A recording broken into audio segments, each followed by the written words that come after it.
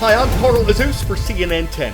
It could be 2 months or more before stores across America are fully restocked on baby formula. That's according to Abbott Laboratories, one of the biggest formula suppliers in America.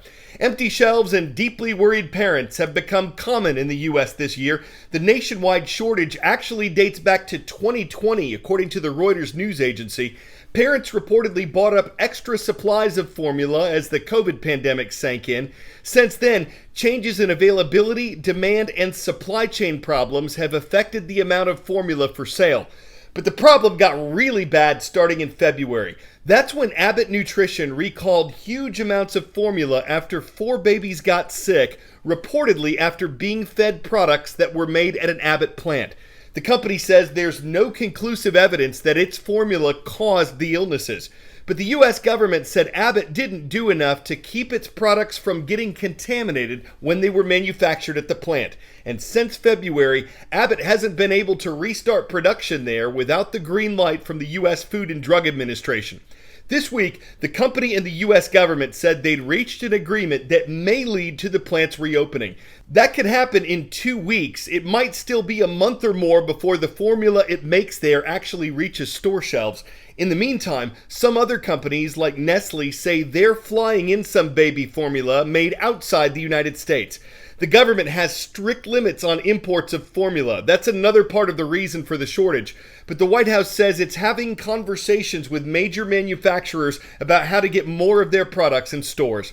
Some experts say supply chain problems, whether they're related to formula or other products, are likely to continue throughout this year. And even if issues with manufacturing, shipping and shipping containers, trucking and warehousing all get resolved, there are still problems with some of the roads and bridges that transporters use.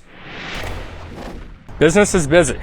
Business is very busy. 25-year-old Luke Hayden is in line to one day run the family trucking company, but also inherit a problem, a bridge that is putting the brakes on business. It's very tight, it's very accident prone, so a fix would be huge for our industry. Cincinnati's Brent Spence Bridge carries 10 times the trucks and twice the cars that it was designed to handle when it opened 60 years ago. That bridge, if you really want to go to Kentucky, is going to get better. President Biden says help will come from the bipartisan infrastructure law. But 6 months after it was signed, work here has not started. It is the poster child of what needs to be done in infrastructure in this nation. Cincinnati officials want $2 billion federal dollars to build a new neighboring bridge. They hope to break ground next year. It's going to be a dramatic difference. It will solve a huge part of all the congestion in this region. The infrastructure law sets aside $40 billion to help ailing bridges. The administration points to work that has already started on 4,300 other infrastructure projects. But the White House stresses getting larger projects moving takes time, even though the clock is ticking for some 46,000 bridges in the U.S. rated as structurally deficient that drivers cross each day. They have to be patient. There's engineering involved, there's design involved. It has to be done to make sure we do these jobs right. When visiting Cincinnati earlier this month, President Biden became the third president to say the Brent Spence Bridge must be fixed. It's in such poor condition that it's been labeled functionally obsolete. Replacing the Brent Spence Bridge in Cincinnati. You like that? Which is critical to the region. Regional officials insist this time there is a real sense of optimism. For Luke Hayden, he says the can should not get kicked to another generation of the family business. It is an exercise in patience. Things don't happen overnight. You can't build a bridge in a day. 10-second trivia. Which of these birds has the widest wingspan? Andean condor, California condor, Himalayan vulture, or trumpeter swan? On top of the perch here is the Andean condor, whose wingspan is greater than 10 feet. Several countries along South America's Andes mountain chain are involved in conserving Andean condors. They're not an endangered species, but their numbers are believed to be decreasing. Part of the reason, as vultures, these birds are scavengers. They eat other animals that have died, and if those animals have been poisoned, that poison also becomes a threat to the condors.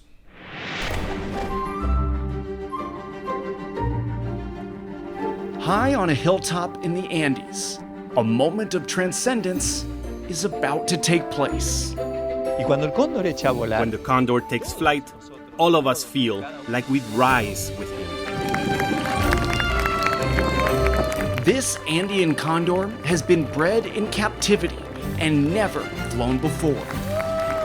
Now, it's doing it with an audience to celebrate its release into the wild. The connection with an iconic species for thousands of years has inspired man to look up at the sky and connect with the sacred. It's the life's work of Argentinian biologist Norberto Luis Jacome. Our mission is to conserve the Andean condor and through the condor to reconnect people with nature. Endemic to South America, numbers of these soaring birds are plummeting across the continent.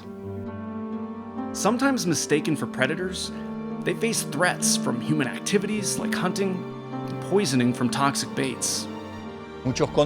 Many condors come down to eat dead animals to fulfill their role of scavenger. They ingest lead bullets, and lead kills them. With a wingspan of up to 10 feet, these giant birds are slow to reproduce. So Jacome and his team developed a captive breeding program at the Buenos Aires Eco Park. They take one egg from a breeding pair, which prompts the condors to produce a second egg shortly after, ensuring all the eggs aren't in one basket. So the second egg is raised by the couple.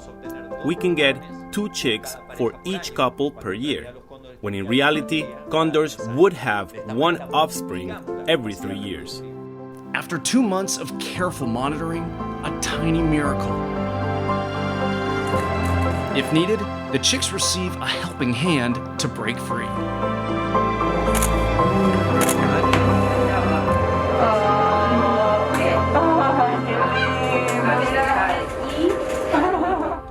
Caring for newborn chicks while ensuring they don't become attached to humans requires thinking outside the box.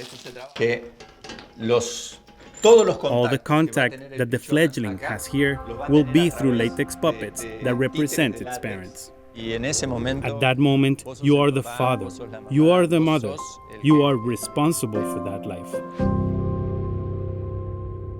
Jacome says the program has raised 78 chicks and rescued and released hundreds of condors throughout South America.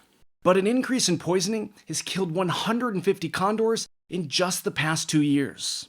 It means that a whole effort, a lifetime of 30 years, is not enough if we do not change that relationship we have with the environment. Here, Jacome and his team celebrates the release of the condors with the Mapuches and Tehuelches communities, who have long had reverence for this bird.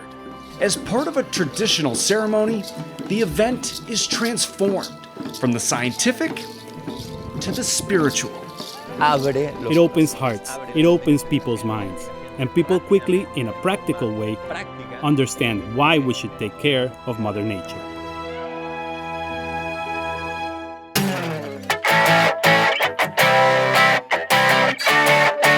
Nothing grows on the moon, but could something grow in lunar soil? That's what scientists at the University of Florida recently tried to do in a study funded by NASA. The soil was taken from the moon's surface during the Apollo missions, and the good news is a plant related to mustard greens did sprout within days. The bad news, it had stunted leaves and roots, a reddish color, and was generally less healthy than plants grown in earthly soil. Does it see the need for a future way to feed the astronauts who heed to space odyssey, or will it fail to take root if that route is tried? Upon a rocket lunch instead of fruit that's freeze-dried, they'll have to decide if they can it or they ban it if the lunar salad bar is lower than scientists plan it. Maybe that got off the ground, maybe it crashed and burned. Either way, we're happy you're watching. Shout out goes to Juniper Hills High School today, our viewers in Nampa, Idaho. I'm Carl Azus.